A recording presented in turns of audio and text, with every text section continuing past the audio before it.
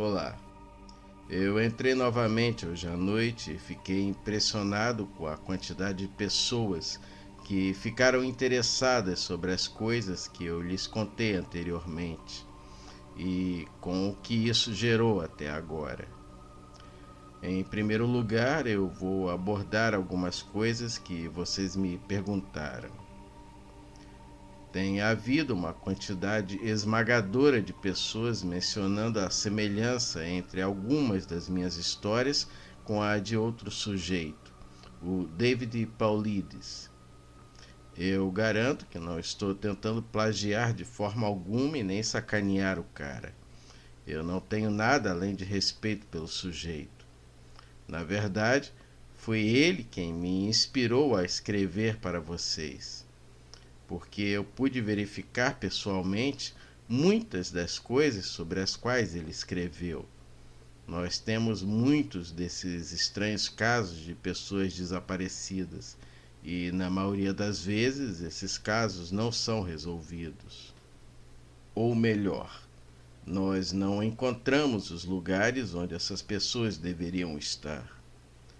Eu, pessoalmente, não estive em muitas dessas buscas, mas eu vou compartilhar aqui algumas das quais eu tive conhecimento e uma história que um amigo meu me contou que se relaciona a isso.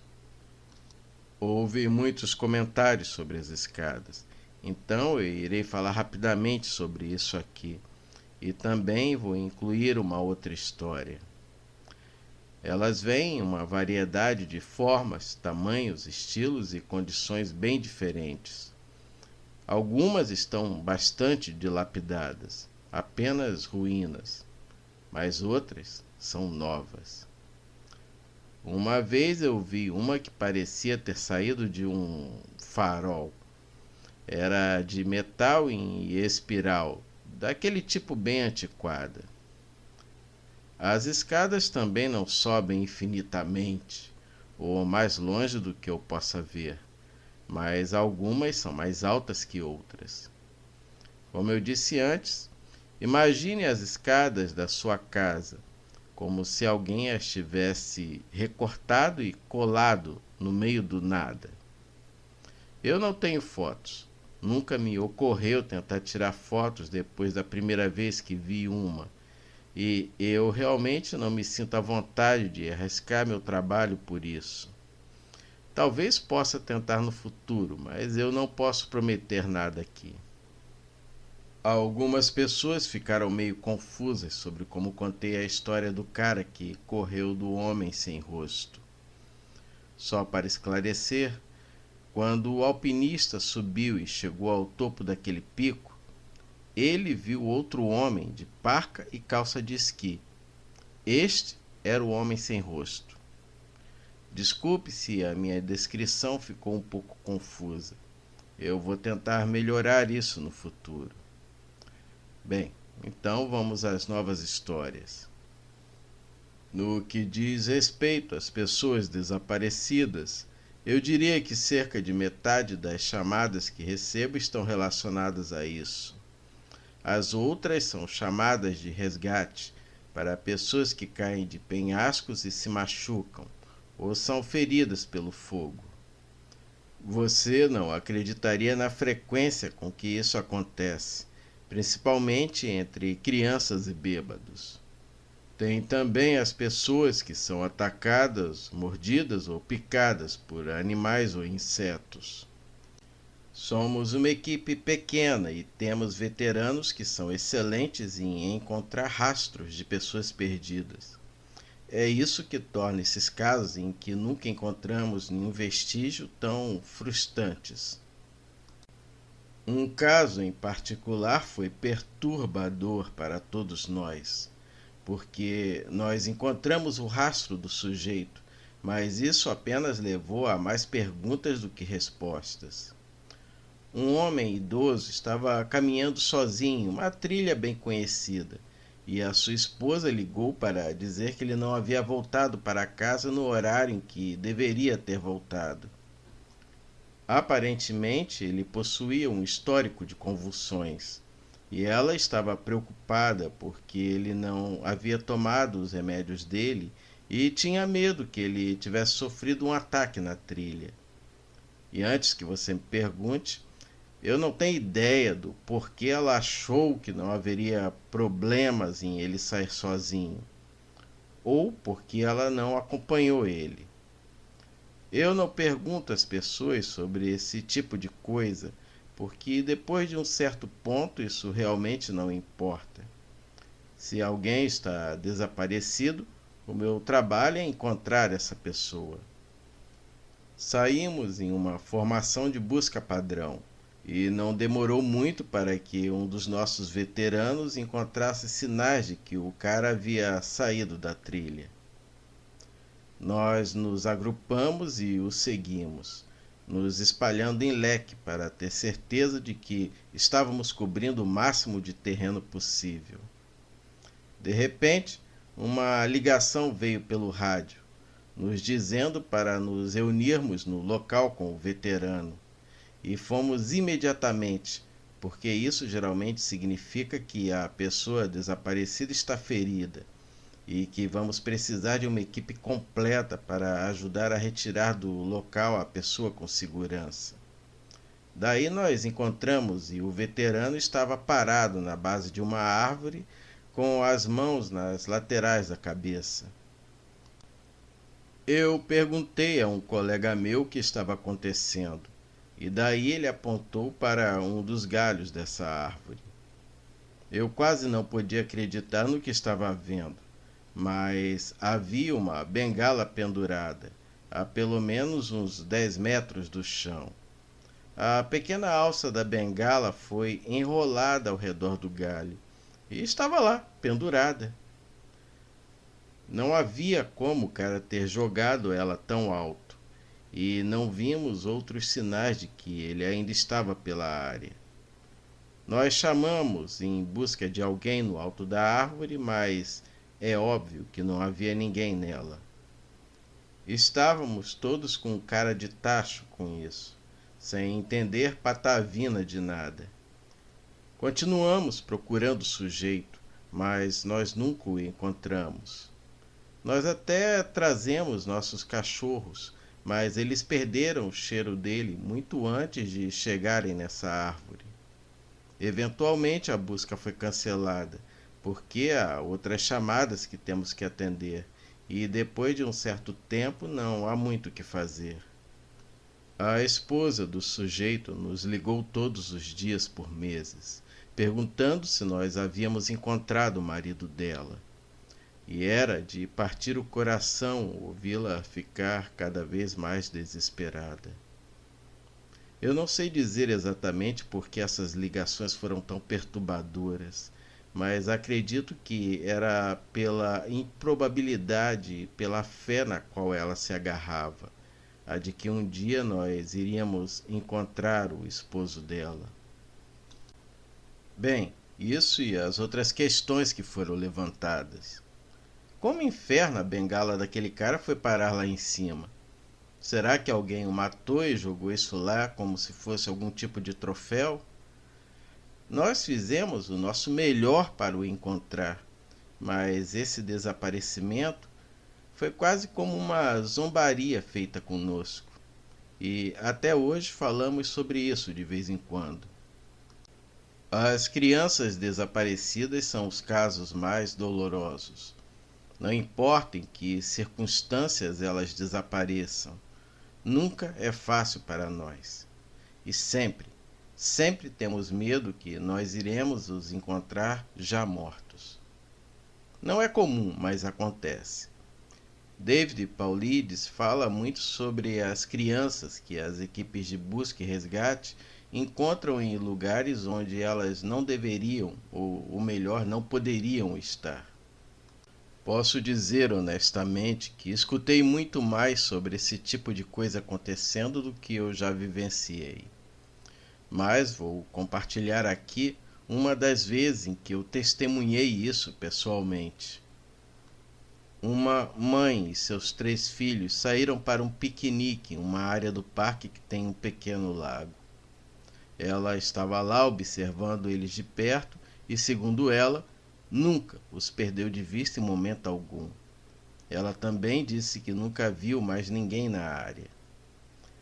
Daí, ela arruma suas coisas e eles começam a voltar para a área do estacionamento. Agora, esse lago está apenas a cerca de 3 quilômetros dentro da floresta, em uma trilha muito conhecida e utilizada. E é quase impossível de se perder no caminho do estacionamento até o lago, a menos que você esteja deliberadamente saindo do caminho como um idiota. Seus filhos estavam andando na frente dela, quando ela escutou o que parecia ser alguém vindo por trás. Ela se virou e, nos 4 segundos em que ela não estava olhando para as crianças, o seu filho de 5 anos desapareceu. Ela imaginou que ele saiu da trilha para fazer um xixi ou algo assim, e daí ela pergunta aos outros dois para onde ele foi. Ambos dizem a ela que um homem grande com um rosto assustador saiu da floresta ao lado deles. Pegou a mão do garoto e o levou para as árvores. Ela disse que as 2 crianças restantes não pareciam assustadas. Na verdade, ela falou mais tarde que parecia que eles tinham sido dopados. Eles estavam meio aéreos e confusos. Então, é claro, ela enlouqueceu e começou a procurar freneticamente na área pelo seu filho. Ela está lá, gritando o nome dele, e ela disse em um momento que até achou que ele escutou e respondeu. Agora, obviamente ela não podia correr cegamente pela floresta. Ela está ali com os outros 2 filhos. Então ela chama a polícia e eles nos chamam imediatamente. Nós respondemos e começamos a busca pelo garoto.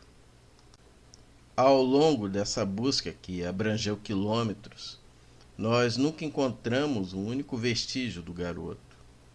Os cães não conseguiam sentir nenhum cheiro e não encontramos nenhuma roupa ou arbustos quebrados, ou literalmente qualquer sinal que significasse que uma criança passou por lá. Claro que existiu suspeitas sobre a mãe por um tempo, mas ficou bem claro que ela estava completamente transtornada por tudo o que aconteceu. Procuramos esse garoto por semanas e com muita ajuda dos voluntários, mas eventualmente a busca terminou e tivemos que seguir em frente. Os voluntários continuaram procurando e um dia recebemos uma ligação no rádio informando que um corpo havia sido encontrado e que precisava ser recuperado. Eles nos deram a localização e nenhum de nós podia acreditar que seria o garoto.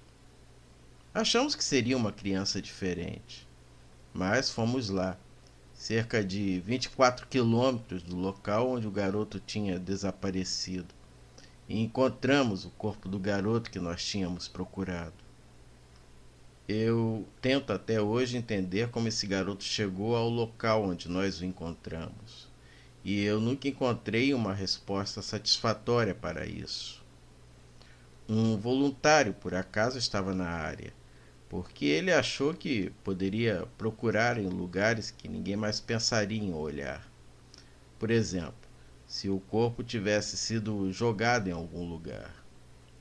Ele chegou à base de uma encosta alta e rochosa e, no meio do caminho, viu algo.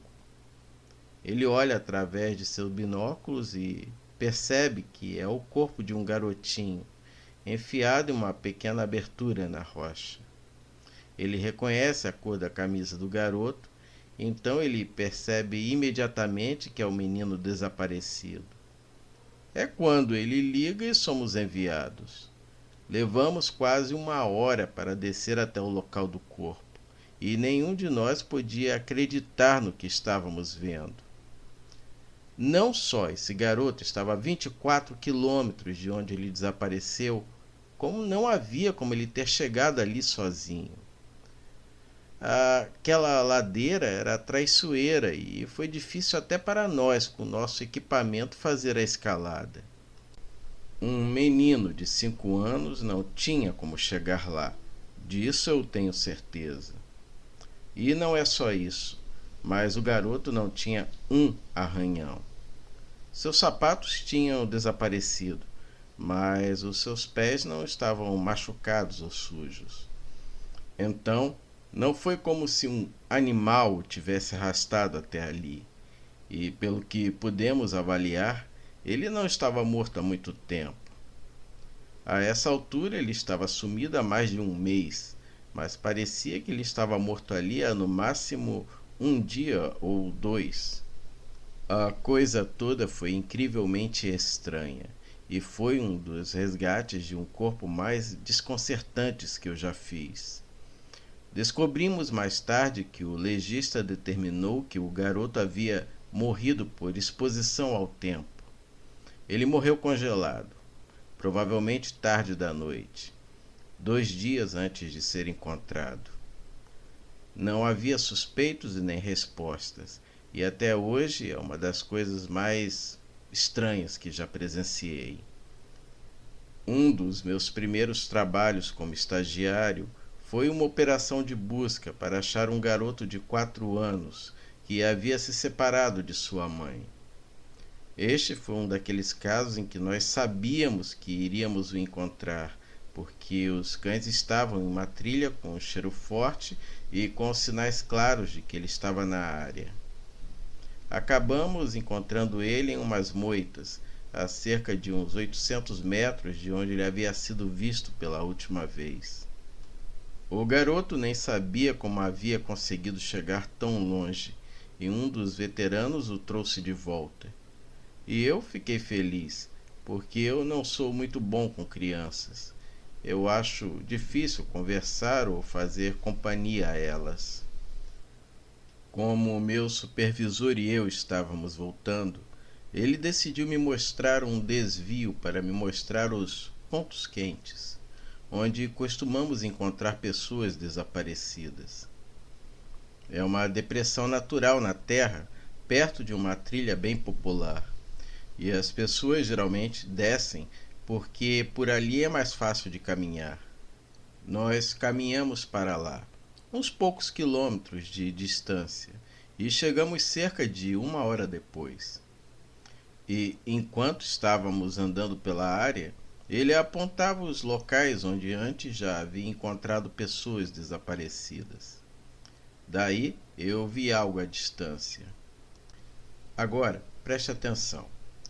Esta área em que nós estávamos ficava a cerca de 13 quilômetros da área do estacionamento principal. Embora haja estradas secundárias que você pode usar como atalho para chegar mais rápido se não quiser caminhar muito.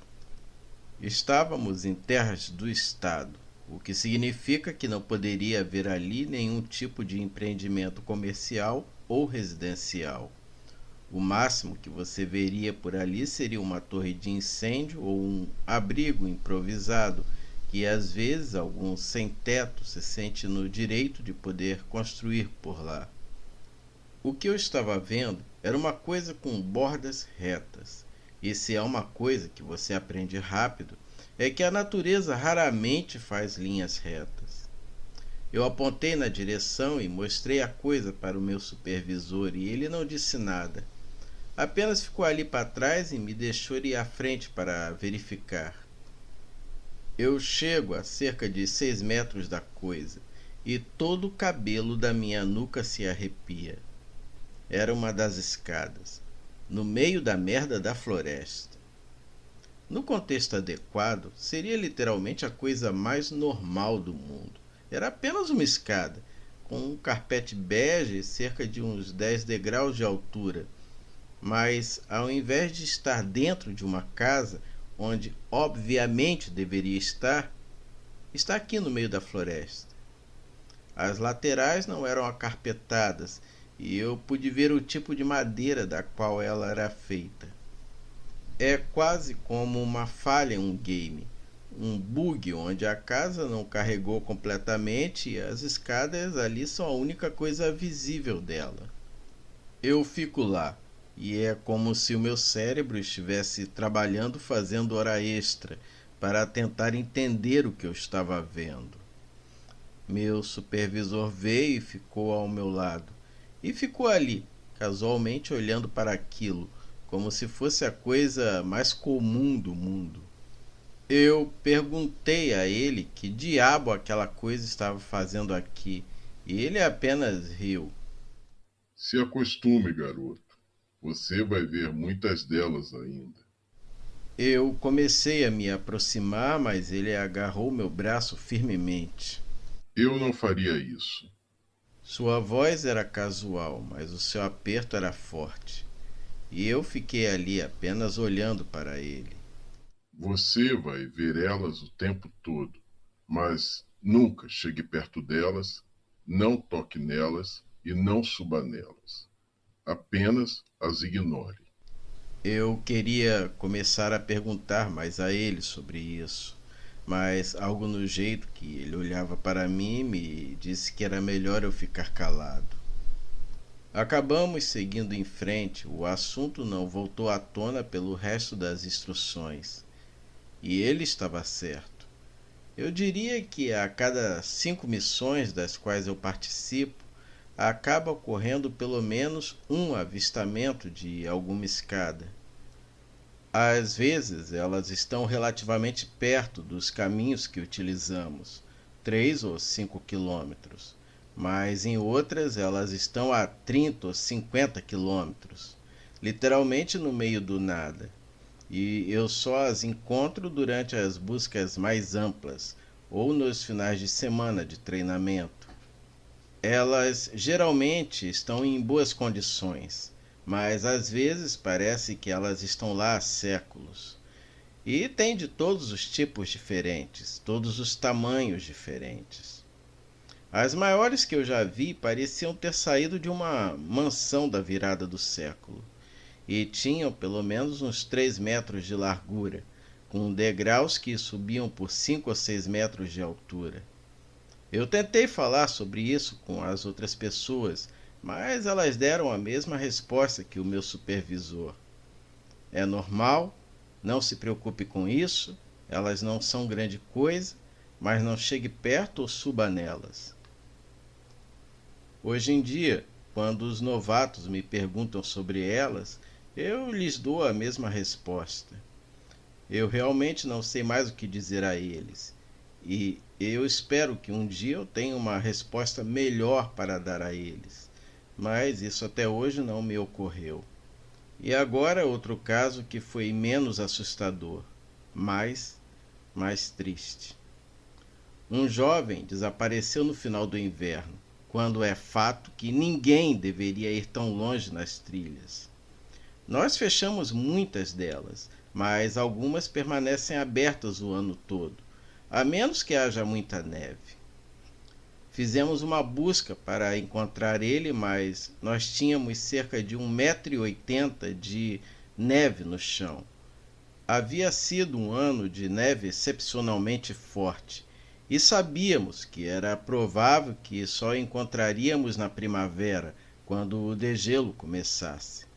E com certeza, quando o primeiro grande degelo veio, um caminhante relatou o encontro de um corpo pouco distante da trilha principal. Nós o encontramos na base de uma árvore, em um buraco de neve derretida, e eu soube imediatamente o que havia acontecido, e isso me assustou pra caramba. A maioria de vocês que esquiam ou praticam snowboard ou passam muito tempo em uma montanha, provavelmente também já adivinharam. Quando a neve cai, ela não fica tão espessa nas áreas abaixo dos galhos. Isso acontece mais com os abetos, porque eles têm naturalmente uma espécie de guarda-chuva aberto. Então, o que você tem é um espaço ao redor da base de uma árvore, que é preenchido com uma mistura de uma neve solta e frágil, ar e alguns galhos. Esses espaços são chamados de poços de árvores e não são imediatamente observáveis, a não ser que você saiba o que está procurando. Nós colocamos placas no centro de boas-vindas, placas grandes, informando as pessoas o quão perigosos esses poços são. Mas a cada ano, quando temos uma quantidade incomum de neve, pelo menos uma pessoa não lê os avisos ou não os leva a sério. E sempre descobrimos sobre isso na primavera. Meu melhor palpite é que este jovem estava caminhando e se cansou, ou talvez teve uma cãibra de tanto andar na neve profunda. Ele foi se sentar na base da árvore, sem saber que havia ali um poço de árvore, e caiu. Ele ficou preso, com os pés para cima, e a neve ao redor dele desmoronou em cima dele. Incapaz de se libertar, ele sufocou. Isso é chamado de asfixia por imersão na neve, e geralmente isso não acontece, exceto em caso de uma neve muito profunda. Se você ficar preso em uma posição estranha, como esse cara ficou, com até 1,80 m de neve em cima de você, isso é letal. O que mais me assustou foi imaginar como ele deve ter lutado, de cabeça para baixo, no frio e congelando. E ele não morreu de forma rápida. A neve formou uma pilha densa e pesada em cima dele, e teria sido literalmente impossível sair. E à medida que ficava mais difícil de respirar, ele tomava mais e mais consciência do que estava lhe ocorrendo. E eu não posso e nem quero imaginar o que ele estaria pensando em seus últimos momentos. Muitos dos meus amigos querem saber se eu já vi o Homem-Bode da lenda urbana, enquanto estive fora nas missões. Infelizmente, ou felizmente, eu nunca vi nada parecido com ele. E eu acho que o mais próximo disso foi a coisa do homem com olhos negros. No entanto, houve um chamado para nós uma vez onde ocorreu algo parecido, mas eu não tenho certeza se estou disposto a atribuir isso a um suposto homem-bode. Nós recebemos um relatório de que uma mulher mais idosa havia desmaiado ao longo de uma das trilhas e que precisava de ajuda para voltar à área principal. Nós caminhamos até onde ela estava e encontramos o marido dela fora de si. Ele correu em nossa direção e nos disse que ele estava um pouco fora da trilha, olhando para alguma coisa, quando a sua esposa começou a gritar atrás dele. Ele correu de volta para ela e ela estava desmaiada na trilha. Nós a colocamos em uma maca e, enquanto a levamos para o centro de boas-vindas, ela acordou e começou a gritar. Eu a acalmei e perguntei o que havia acontecido. Não me lembro palavra por palavra do que ela disse, mas essencialmente o que aconteceu foi o seguinte. Ela estava esperando pelo seu marido quando começou a ouvir esse som estranho. Ela disse que parecia um gato e que era de alguma forma estranho, e ela não conseguia descobrir o porquê. Ela foi um pouco à frente para tentar ouvir melhor e parecia que estava se aproximando. Ela disse que quanto mais perto ficava, mais desconfortável ela se sentia, até que finalmente descobriu que estava errado. Eu me lembro bem dela falando sobre essa parte, porque foi algo tão estranho que eu acho que eu não conseguiria esquecer, mesmo se eu tentasse. Não era um gato, era um homem dizendo miau, repetindo miau, miau, miau. Mas também não era um homem. Não poderia ter sido um, porque eu nunca ouvi um homem fazer uma voz daquela, zumbir daquele jeito. Achei que o meu aparelho auditivo estava ruim, mas não estava. Eu o ajustei e ainda soava o mesmo zumbido estranho. Foi horrível. Ele estava se aproximando, mas eu não podia ver ele direito. E quanto mais ele se aproximava, mais assustada eu ficava.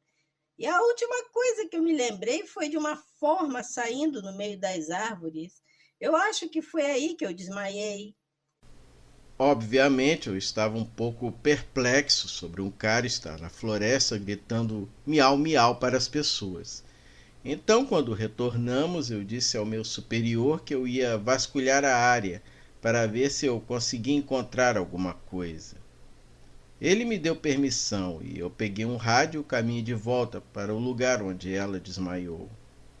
Não vi ninguém no local em que ela havia desmaiado. Então continuei andando por mais 1,5 km e quando voltei e saí da trilha para ver se eu conseguia descobrir de onde ela o viu surgindo, já estava quase anoitecendo e eu não tinha nenhuma vontade de andar à noite por ali sozinho. Então eu parei e fiz uma nota mental para verificar esse lugar novamente amanhã. Mas, quando eu estava voltando, comecei a ouvir algo à distância. Eu parei e gritei se tinha alguém nas proximidades. O som não se aproximou, ficou mais alto, mas soou exatamente como um homem dizendo miau, miau, nesse tom monótono realmente estranho. E, por mais cômico que a coisa pareça, era quase como aquele cara com a laringe eletrônica em South Park, o Ned. Eu saí da trilha na direção de onde acreditava que vinha o som, mas parecia que eu nunca me aproximava. Era quase como se ele estivesse vindo de todas as direções. Eventualmente o som uma hora desapareceu e eu acabei voltando para o centro de boas-vindas. Não recebi nenhum outro relatório como esse e, embora tenha voltado para aquela área, nunca mais ouvi exatamente aquele mesmo som novamente. Eu suponho que poderia ter sido algum garoto imbecil por aí assustando as pessoas, mas até eu tenho que admitir que aquilo foi estranho. Bem, isso tudo meio que se transformou em um enorme textão e por isso eu peço desculpas. Eu queria chegar às histórias que o meu amigo me contou e ele tem algumas boas, então eu vou tentar publicar elas amanhã à noite. E também tenho mais algumas histórias minhas que acho que vocês vão gostar. Desculpe manter todos vocês em suspense novamente. Eu espero que as histórias aqui compensem isso e ajudem vocês a passar pelas próximas 24 horas até que eu possa postar novamente. Um adendo. Já que parece que todos vocês gostariam de ouvir mais, amanhã eu escreverei o máximo de histórias possível que puder e farei um post enorme. Incluirei as histórias do meu amigo e também verei se descubro se mais alguns dos meus companheiros de trabalho podem ter coisas interessantes para contar. Eu não tenho certeza de como as pessoas se sentem sobre os textões, mas se estiver bom para vocês, eu postarei ainda muitas histórias.